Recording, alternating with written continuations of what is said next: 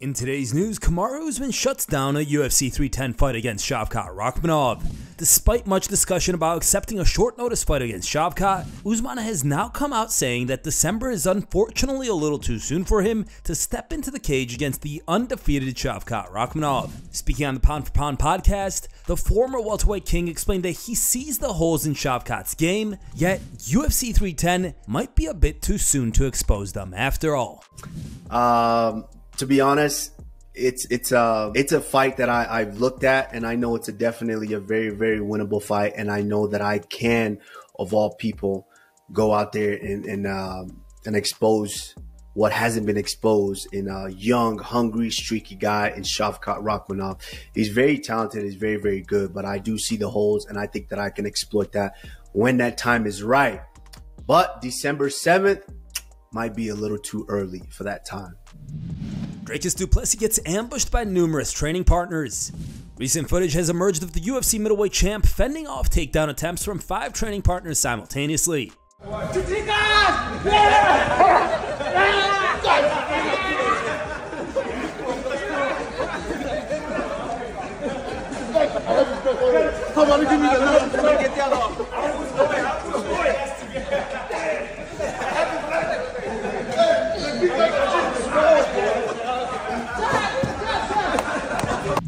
Magomed Ankalaev shares a positive update on the Alex Pereira fight. Sounds like the fight between Pereira and Ankalaev might actually come into fruition. Taking to X, Ankalaev revealed that Dana White told his people that his next fight is against Poatan. Magomed tweeted, "Dana White told my team, I'm next for Alex. Thank you for clearing this today." He followed up, adding, "One thing I can tell you is I never turn down a fight or choose opponents. I believe I'm the best in the world. Media need to ask the UFC about this, at Mick Maynard. I will punish Alex Pereira in my next fight, and I will make him look average." What do you guys think of this matchup? Would Ankalaev make Pereira look average? Let's talk in the comments below. Jon Jones receives a special gift. A fan gifted the UFC heavyweight champion with a custom UFC 309 poster and a sweet guitar during Thursday's pre-fight press conference. Make a replica with you for this fight here. And look at the prices here. Yeah, I see you updated the price. That is so cool. Wow. All right. And right here for me, guys. 309 UFC. Wow. Beautiful. And then this. Oh, that is beautiful. Yeah. And then we got pics that are made for this. That is beautiful. That is yours. That is sexy. I don't know if I'm ever going to play this. This is going up right away. Huh? I know. Right, and you're a lefty. And I am a left-handed guitar player. Thank you, sir. Thank you. UFC 309's fighters try the EMOJI challenge. Check this clip shared by ESPN MMA.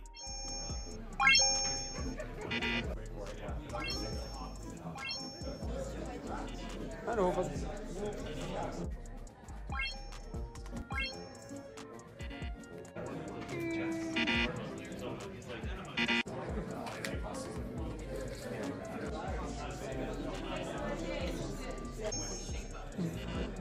Yeah,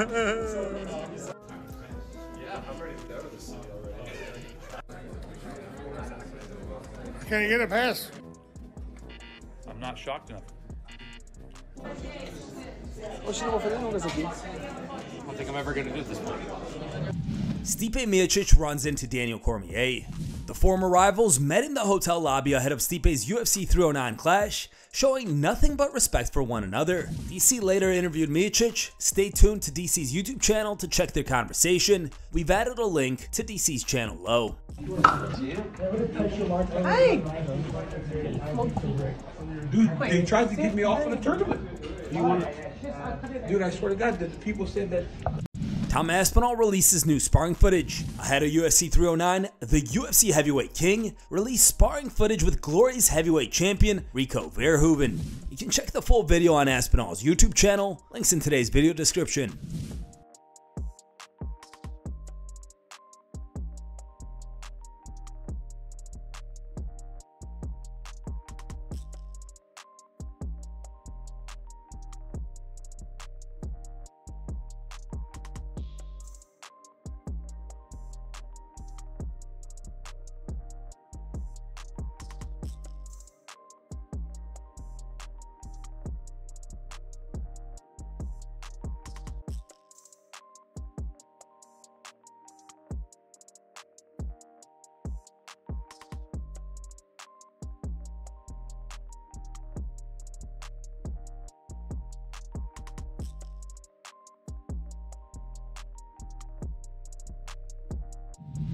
Dana White shares his take on Jon Jones ducking Tom Aspinall. After UFC 309's pre-fight press conference on Thursday, Dana White said that he thinks that if Jon wins tomorrow night, then he will end up changing his mind, first disappearing for a while, yet ultimately returning to accept the challenge against Tom Aspinall. Well, he can. Everybody can do that. Nobody has to fight anybody. But in my opinion, that's not his personality. Jon Jones is unique in the way that you deal. All the greats. I mean, when you think about what it was like dealing with Anderson Silva, what it's like dealing with him and many other guys.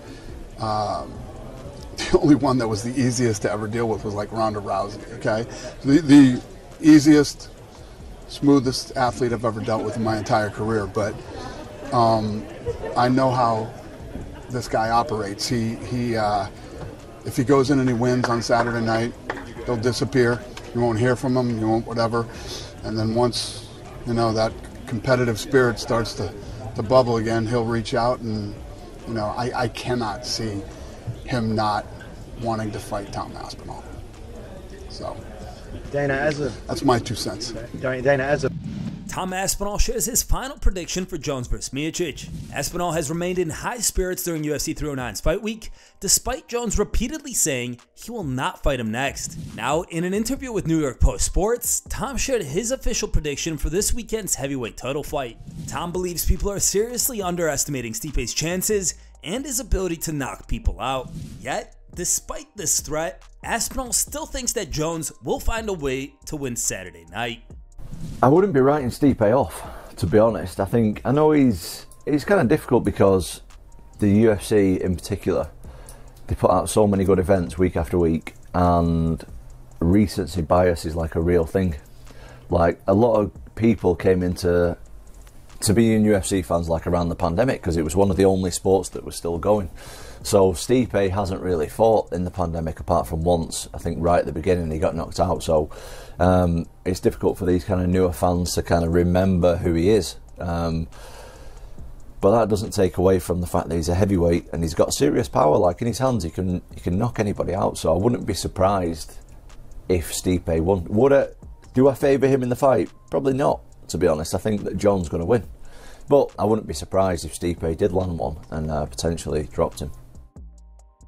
Time for today's top memes. Third place was posted by As Shopped As It Gets.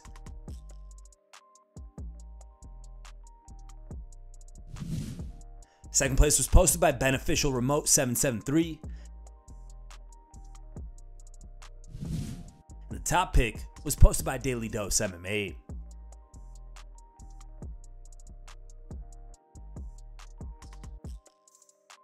Thanks for watching. If you like the content, smash that like button and don't forget to subscribe to stay in the talk.